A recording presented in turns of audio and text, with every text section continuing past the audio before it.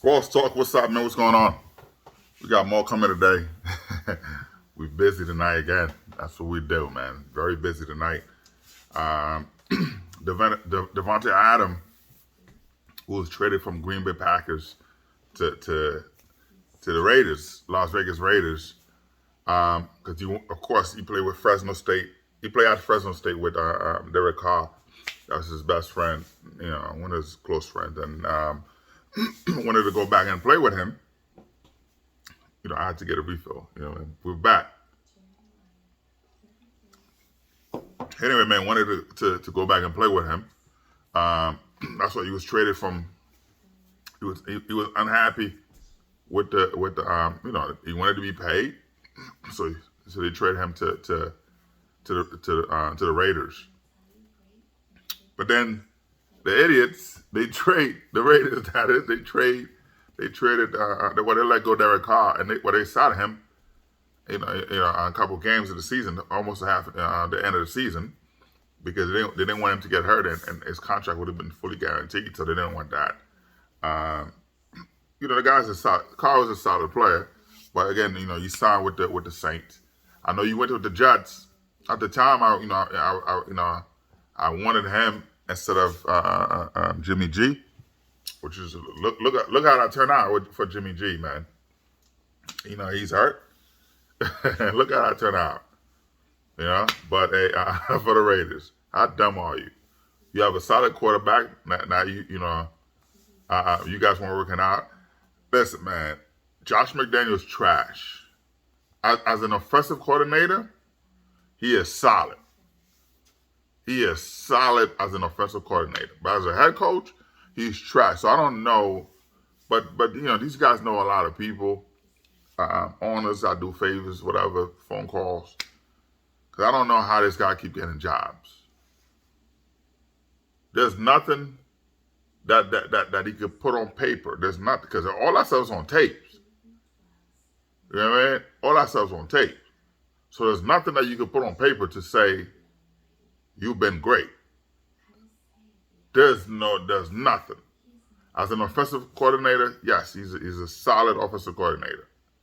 And you know what puzzled me? A lot of these guys, I see it in a lot in the NFL. Not so much in basketball or baseball, but a lot in the NFL. A lot of guys who are great offensive coordinators, who are great defensive coordinators, who are great as special team coach. When they got a job as a head coach, as the top dog, the thing that got him the job, they run away from it. And that's why they keep getting fired. I don't understand why the light doesn't click in. You see, Bill Belichick was a defensive mastermind, defensive specialist with the Giants, which is why the Giants won those 2 Super Bowls. Not Bill Parcells. It was Bill Belichick. That defense. Of course, you have the players. Every time you have Lawrence Taylor on your team, come on. You know what I mean? But going to New England, he stayed true to that. Even though, again, his system's getting antiquated, it's again, you got to change that. People figure him out, you know what I mean? But still, things are changing, right? These guys get a job to be the head guy, and they change, they stop. If you have if you got a job because you're a great offensive coordinator or a great defensive coordinator, when the team hire you as a head coach, your offense, you were great as an offensive coordinator, you were great as a defensive coordinator. Focus on that. Fix that. Spend time on that. Now you could hire another great defensive specialist, great special team coach, great offensive coach, whatever. But the thing that got you the job, you should focus on that. If you got the job because you're a great offensive coordinator, you're a solid offensive coordinator, Work with the offense. Spend time with the offense to build that offense. Change it, right? You can see, okay, your offense was this.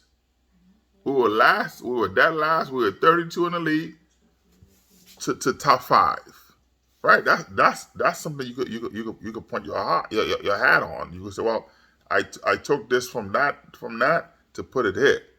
So you could do that, right? You could do that, and people are not able to do that. If you were a great defensive coordinator, hire a good offensive coordinator, and focus time on that defense. Take that defense from 32 to top 2, top whatever, top 5, top 10 to say, well, so if it's time for you to get fired, right? And they say, well, we're not winning and we're not this. You could tell it, because a lot of the owners like to fire people in year 1, year 2, whatever, right? After signing a 5-year deal, you still have 3 years in the contract. You're still gonna pay me anyway, right? You're still gonna pay me anyway when you fire me. Why not just let me? So now you could point to that. You say, well, look, when I came in, we were 32 in the league, right? We were in the bottom. I took that team from the bottom to what it is now, right? To top 10 or top 2, whatever. You could point on that. So you could say, well, with a couple pieces, we're gonna get there. So you could talk about that, but the guys, they run away from it. They stop because those guys are not leaders, man. They can't lead. They want to be bosses. They just sit around. Okay, all right. Now I'm the head guy. Okay, go ahead. You do this, and that's it. It's difficult to micromanage. Okay, you know what I mean? You don't want to be a micromanager, of course not. You don't. But when you start a position, when you start a job, you gotta put your input on it. You gotta look. The team were lying. They were losing. If the team were losing, you know what I mean. If you're gonna keep the same staff, which is never a good look. When you come on board, you gotta have your staple. You gotta have a couple people that you bring in that understand your method, your philosophy, all the stuff. To say, hey, this is what we're doing. That person is going to echo that, for the rest of the team. Hey, this is what he likes. This is what she likes. Let's do that, whatever. You know what I mean? I know we've been doing this. These haven't been working, but this method would work because I know that this person would like this, right? You need a veteran presence. You need someone that can help. That can say this is what it is. Because when you don't have that, the team because there's nothing to point to. There's no one to fix, to work on that trajectory, to say, hey, this is where we're going to be, this is whatever. There's nothing like that. So a guy like Josh McDaniel, who hasn't done it as a head coach, he keep making the same mistakes. You're good, you're solid. Again, as an offensive coordinator, he is solid. Josh McDaniel, that is. He is solid. But as a head coach, he is trash. And he keep getting jobs after jobs after jobs after jobs. You know what I mean? After jobs. And each time he get fired, he go back to New England. And they keep making calls for him. But, it's a good old boy. So that's what it is. But hey. But him and Dave Ziegler, they don't know what they're doing. They don't know. Ziegler's a numbers guy, of course. Worked at cap space, that I said. But in terms of decision making, he's trash. He don't know what he's doing. He doesn't know what he's doing. And Davante Adams said, "Yo, listen, let me get out of here, because you let go the player. The reason I came here because of the player, the quarterback we had. You know what I mean? It's because of the quarterback we had. So I'm not coming. I want to get out of here. You haven't shown me anything. Let me get out of here. So." Hey, that's tough, but the team that he wants to go with, as a Jet fan, I don't need him. I don't need him. We good. We're good. You know what I mean? We good.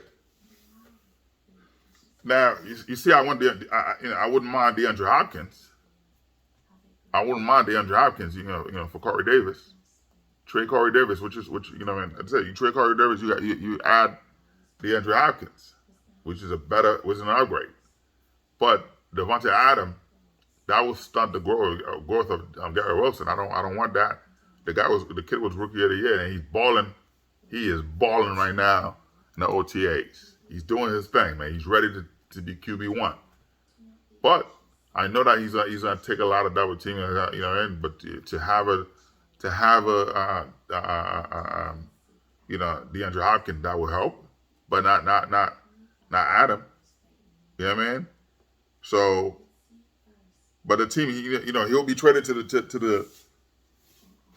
He's gonna get traded to the Saints. I'm gonna keep that, by the way. I'm yawning, but you know, it's 4 in the morning. I'm gonna keep that there. He's like, man, he's yawning. He should have added that. Nah, it's raw, real. But anyway, man, yeah, Davante Adams, you know, he asked the Raiders to be traded. So the only team that the Cowboys are not interested because, you know, it's a $42 million price tag. They don't want that. They like him, but not at the price tag. See, Cowboys Jerry Jones like to say, oh, I picked this player. I picked that player. You know what I mean? He liked that when he's at dinner, at lunch, brunch with his friends. He liked to talk, you know, because Dallas, Texas is, you know, sports. It's football. You know what I mean? And it's Jerry's world, man. You know, when he's out there with his friends, with other, you know, billionaire friends and stuff like that, he loves to talk about, oh yeah, I picked this person, I picked that person. You know, he don't really like the big trade like that. You know, to say, oh man, you know, this player is not homegrown. He like to say, I made that. You know, so they don't want that. So the best place for him, you know, with the Saints, you know, DeAndre, you know, Adam going to the Saints. So that's a big thing, you know, for him. You know, for Davante Adams. But for the Saints, to me, you know, they have a whole bunch of playmakers. The Saints, to me, they're in the same boat with the New York Jets. You have the playmakers. Do you need you know what I mean? You have the, you know, one of the best running back right now, Alvin Kamara, who's pretty good. He was a 2019 offensive player of the year. You have Michael Thomas. You know what I mean? Yeah. Chris Olive, and they just had the free agent pickup. Like Jamal Williams and tight end Juwan Johnson. You don't really need that. You know what I mean? You don't really need that. Not at $42 million. You know, yes, you have a star quarterback that's gonna help you win games. You know what I mean? You have a star quarterback that's gonna help you win games. You know, it's not a good thing. You know what I mean? The guy gonna help you win games. What do? You know what I mean? What do you do? So I don't know. I don't think it's a good look. You know, it's a good look for them. I wouldn't have done it. I wouldn't have done that. But DeAndre, I said DeAndre. Oh man, Davante Adams. I'm thinking about DeAndre Hopkins because I want him to go to the Jets. You know what I mean? I want him to go to the Jets, but nothing yet. You know, he's free. He gets to pick. But I'm saying, you know, the Davante Adams, right? You know what I mean? So that's that would be a good thing, man. But he's going to the Saints. That's it. But the Saints don't really need him, man. The Saints don't really need him. I don't think. Again, you got to start quarterback. You trying to give him all the pieces possible, but not at that price tag. Um, not at that price tag. But that's it. But he's out. He's out. He wants to be out. He told the radio, "I'm done. I'm done." Anyway, man, reality star, well, former NFL quarterback.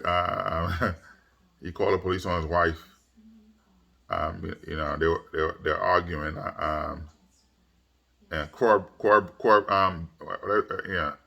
Biermann's whatever, and Kim Zolciak, whatever her name is.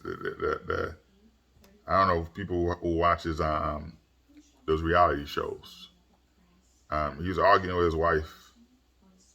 He called the police on his wife for refusing to leave the bedroom. So you go take a shower. I don't understand, man. It's tough.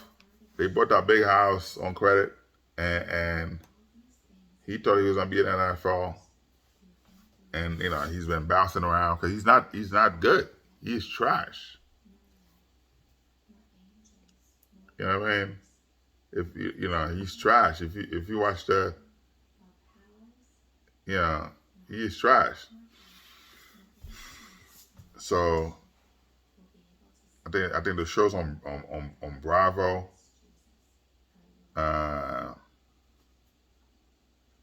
Is it Biermann? Biermann. Yeah. He was trash. So the reality star. But yeah. Cause he called the cop on his wife because, of course, Real House of Atlanta. He called a cop on his wife, to leave that master bedroom so he could go take a shower. They're arguing. You could tell, man, like I said, man, he thought a lot of guys get drafted. Perfect example. Get drafted. You sign for. They sign. You're 7 or whatever, or undrafted player. You get a $2 million deal. You have an agent. That $2 million after taxes, whatever. That after taxes, that $2 million cut down to maybe 1.4, 1.3 million. Right? Your agent getting that 200,000, you left with $1 million. If you have a manager, if you have, your money cut down. By the time you see your money, you're working with 500,000. So that $2 million you sign, everybody and their mama coming after you. You sign $2 million. These guys want to show off, and they go to the jewelry store. Mind you, they say, $2 million, I'm a millionaire. No, you're not. You have the title, but you don't have the liquid cash. You don't have that, man. So at 500,000, they spend $100,000 on jewelry. You had 4. They buying expensive cars. They go get 2, 3 cars. You know what I mean? So now your 400,000, you left with maybe 50 grand. So now because you think that this is the money I'm gonna get. Yes, I'm getting endorsement. I'm getting that. You're not good. You trash. Now, if you're a good player, if you're a solid player, people are gonna invest in you. But if you're not that good, nobody's gonna invest in you because you're not that good. Why would I buy water from you if you can't sell it to yourself? If you can't sell, you know what I mean? Because you had, so these guys are not that good. So you go buy a house on the potential $2 million on the idea. On the idea of oh, I made $2 million. You know what I mean? Oh, I make $2 million, and you go buy a $5 million house, thinking, oh yeah, my endorsement gonna kick in, I'm gonna do it, and then the struggle begins because you can't make payments because you know what? You're a fool that hey, I want to do this, I want to do that. Forgot the rapper. Is it Kendrick Lamar? A rapper who bought his sister a regular car, and his sister was upset because she got a regular car. You didn't have a car at all. You were taking a bus. And you live in a regular neighborhood. Well, he's in a suburb, but he bought a I think what $500,000 or $600,000 home, right? And people are clowning him. People in the hood in the project, by the way. You're in a project. Nothing wrong with with that. I don't want to. That's not what I'm saying. I'm not saying anything wrong with that. I'm just saying the people who are clowning him.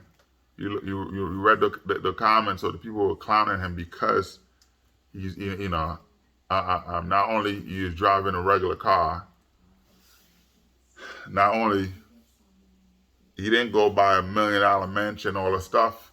He lived in a suburb in a good area and bought a regular house. A $500,000 house is an expensive house. People are clowning him because he did that. Oh, yo, this guy's he's a clown. He's stupid. Yo, this fool buying a $500,000 house, and he makes $1 million. Where do you live? You live in your mama's house. Like, don't comment on somebody. You don't know the situation. You know what I mean? The guy. Yes. Knowing you could afford something and not do it, sometimes people make the wrong mistakes. If you and your wife, you both work together, you make $250. Your wife make $100,000. Right? Get a house based on $100,000. Not $350, because now to combine together, between you and your wife, you make $250, she make $100,000. That's $350. Most people are fools. They're gonna get a house based on that $350. Nah, you hustling backwards, man. If something happened to you, then what? Foreclosure. Then your wife can't afford to be in a house because nothing coming in. You bought a house based on $100,000. If something happened, your wife can still be fine because you got it on one income. Now you taking care of it and you still save. If something happened, your wife can still take care of it because now you purchased a home based on what she can afford, not what you both can afford. One person, and you picked the lesser amount because that's what you're gonna work with. Rainy days, don't hustle backwards, man. And that's what I'm saying. Kroy Biermann, whatever his name is, wasn't a good player. He was trash.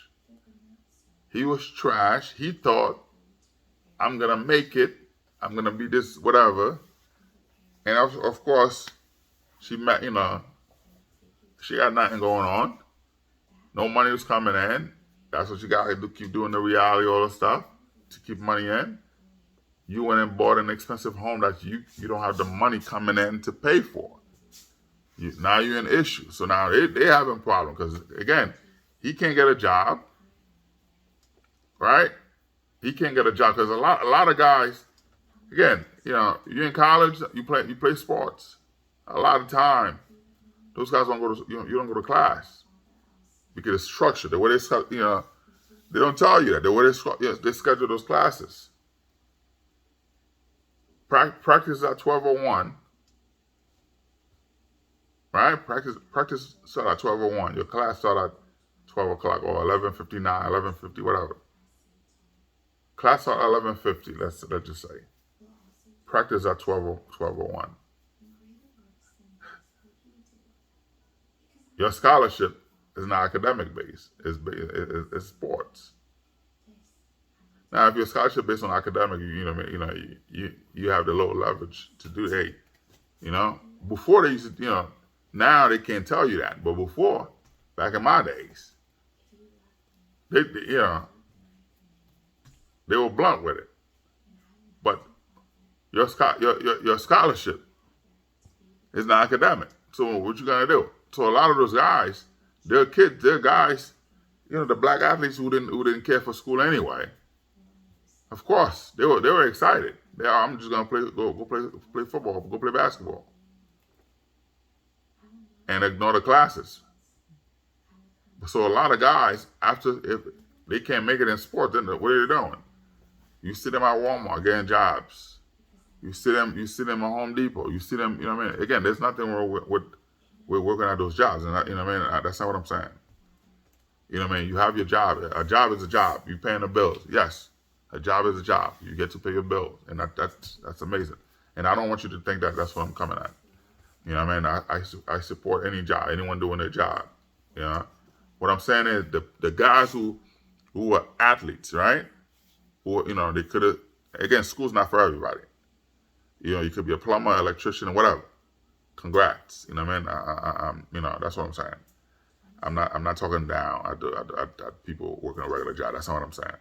I'm saying those guys who are in college that got either get drafted or undrafted. They sign with a team, and they think that the money they got. Because after taxes, after your agent cut, your manager, whatever, after slicing and dicing, you don't have much. So you to go buy an expensive $1 million home where you don't have the million to back it up. Of course, the bank always going to give you the money based on what you make. Oh, okay, you make $2 million. Okay, hey, they'll throw it on you. But the thing is, these guys, you shouldn't. You shouldn't do that and stuff like that. Because yes, they're gonna throw the money at you, but that's it. If you're not bringing any money, what are you gonna do? So you got. It's tough. It's tough. So but you just gotta do what you gotta do. And make sure you got it. You know what I mean? Make sure you got it. Anyway, before I go, man, James Harden, right? James Harden was a solid player, man. Was a solid player in Houston. No defense, of course, but he was a solid player.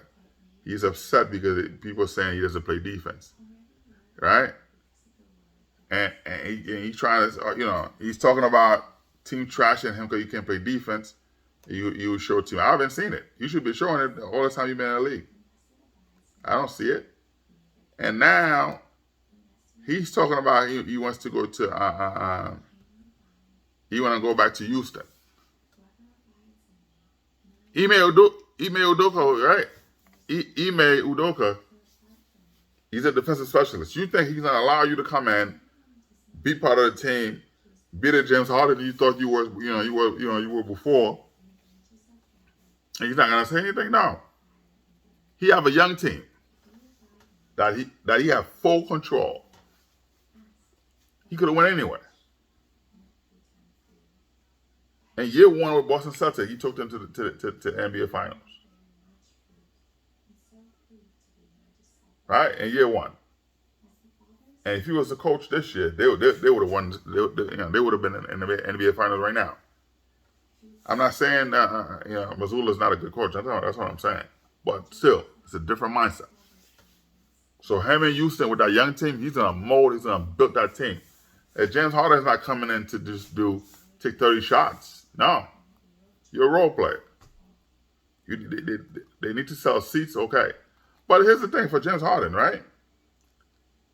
I tell people there's a lot of guys who play sports. They're all about getting the money. They're not champion because they don't put the work to show that they're champion. LeBron James is a champion because he put the work in day in, day out. He's in the lab, he's in the gym, working on his craft to be better. Right? So when Giannis is a champion, like Giannis put the work in, he's in the lab, he's working on his craft to be better. Jimmy Butler working on his lab to be working on to be better. You see, you don't see that.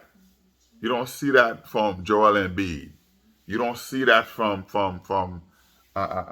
James Harden or whatever. Those guys, they're not champion. They're happy because if you want to win a ring, right? If you want to win a ring, you're not going to Houston. You think Houston going like again?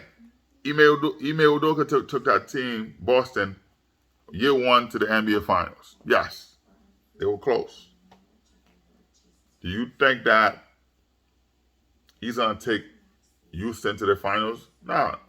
It's a 3-year process. I get that team after 3 years away. 3 years away to be solid. And he's going to work on that. This is year one. 2023, 2024 season, you're going to see progression, right? 2024, 2025, they'll make the playoffs.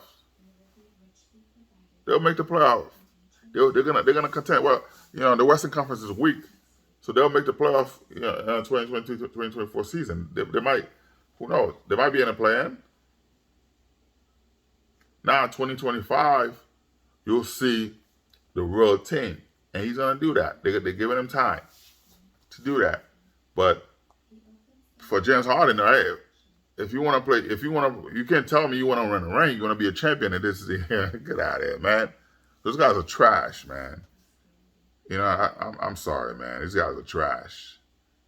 Anyway, man. Like, subscribe, share, view, all of the above, man. All that stuff is free.